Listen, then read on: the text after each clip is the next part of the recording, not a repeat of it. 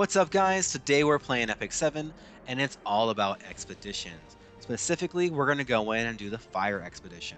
Now, this is an important month for players that are doing a lot of Wyvern, so that they're able to reforge their gear.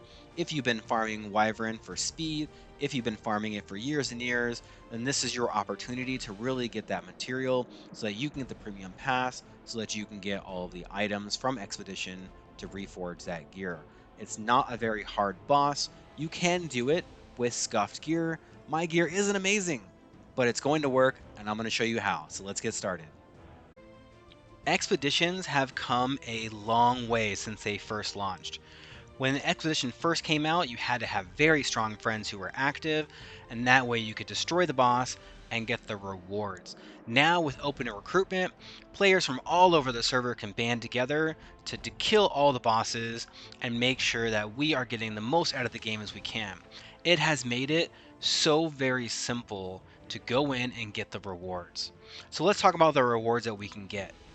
Each one of the bosses will give you a different kind of reward for reforging your gear that you get, through your hunts. The Brutal Ferris, this guy is the fire boss, and he gives you the Wyvern. Blooming Snag Lich, he's the earth boss, and he gives you Golem. And then we have Gigantes, Destructive Giant here, and he's going to give you Azamanic.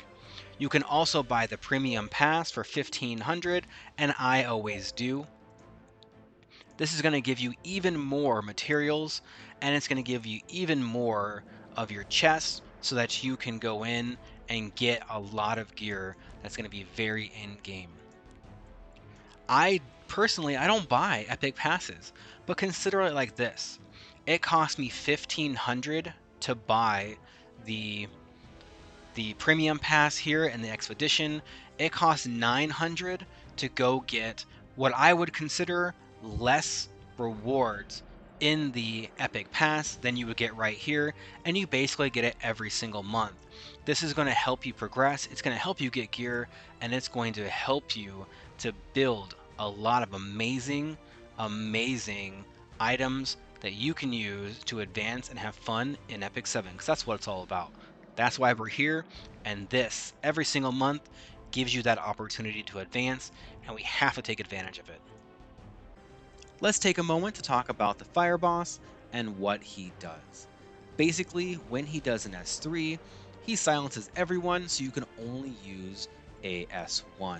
He also enters in something called an offensive posture, which means you have to hit him 6 times, or else he jumps in front, smashes your face, and your run is probably gonna be over. But they do give you something. What they give you is a 300% combat readiness increase so that you're able to cycle much faster. So what we have to do is we have to hit him 6 times. We have to make sure that we're using heroes with that combat readiness increase, and then everything after that should be a pretty easy fight. There are no ads in this fight, which is amazing, but you do have to use some specific hero comps in order to beat it. The first thing is we have to bring a tank because they do punish the frontline hero if he is not a knight, and that is for all of the expeditions. You should bring in a healer or some sort of healing element. You need a defense debuffer, and then you also need to have somebody who can do damage. So let's first go in and we are going to talk about the knight. Since this is a fire boss, you can use multiple heroes.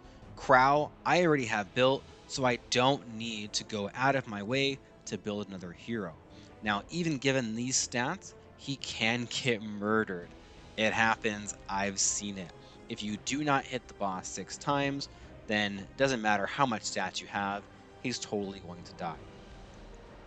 If you have more than 180 speed, then you will not be able to go after the boss does his S3, putting you into your silence and making you do S1. Ideally, what you want is around 175 speed. I think that pretty much any knight who can survive will do good here as long as you speed tune them. Now, I use a Krau that's for PvP, so he's a little bit faster. For a long time, I used Rose. You want to make sure that she does not use her buffs before the boss, because then he will just take them off and it won't matter. So speed tune, so that she uses the S3, and that will be 1 off of the 5 that you have.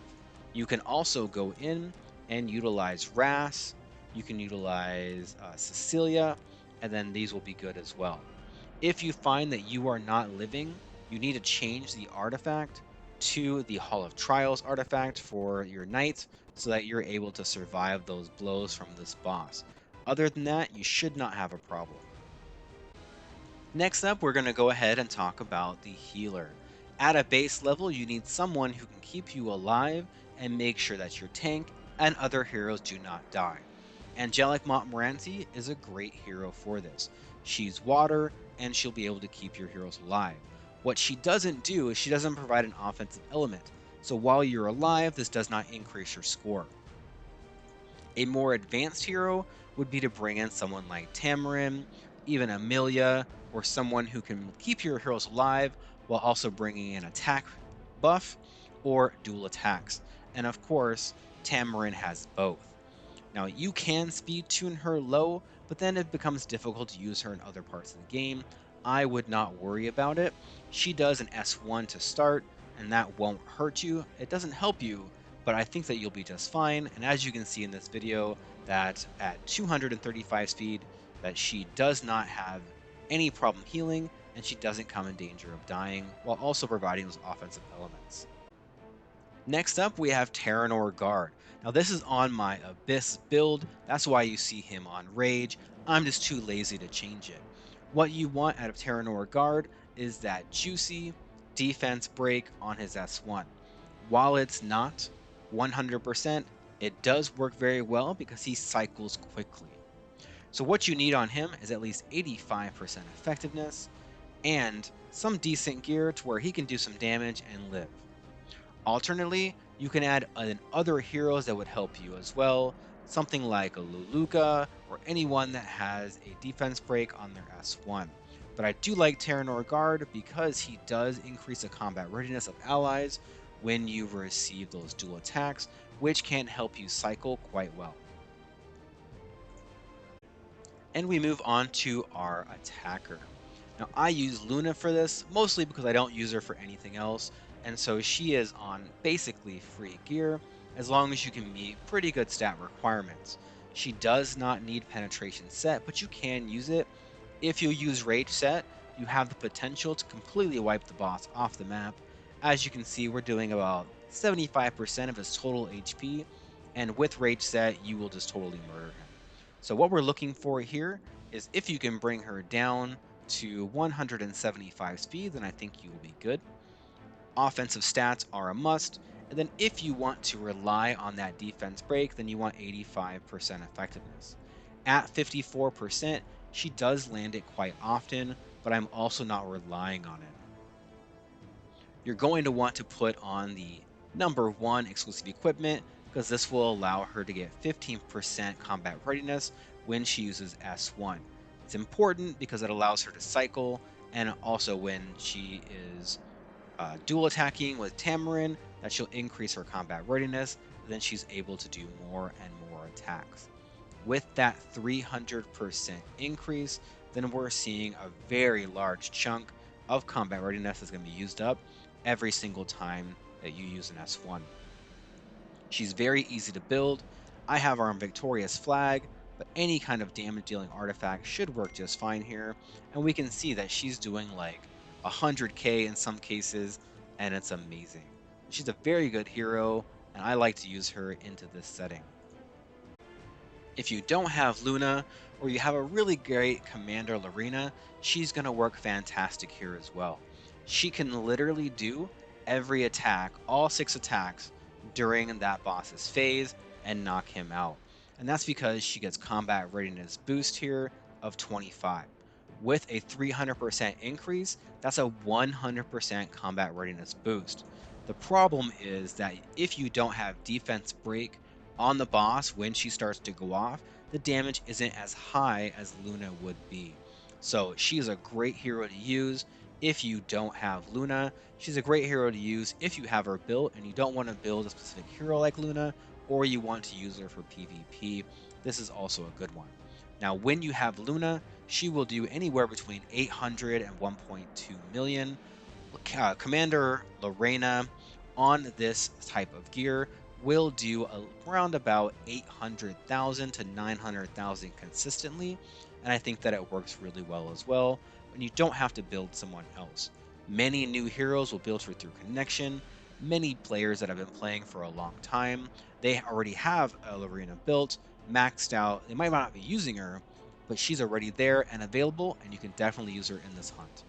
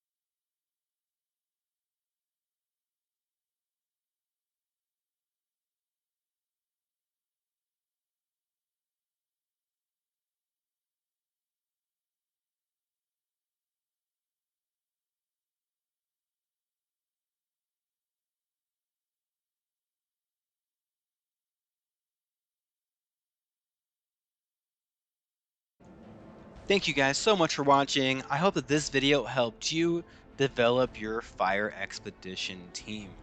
All these expeditions can be amazing. They're going to be a little bit different depending on what you normally farm and hunt. So what I would say is go in, look at the expedition rewards that you're going to receive, and concentrate on the ones that you're currently farming or the ones that you need to reforge your gear. Until next time, happy hunting and good luck on those battles.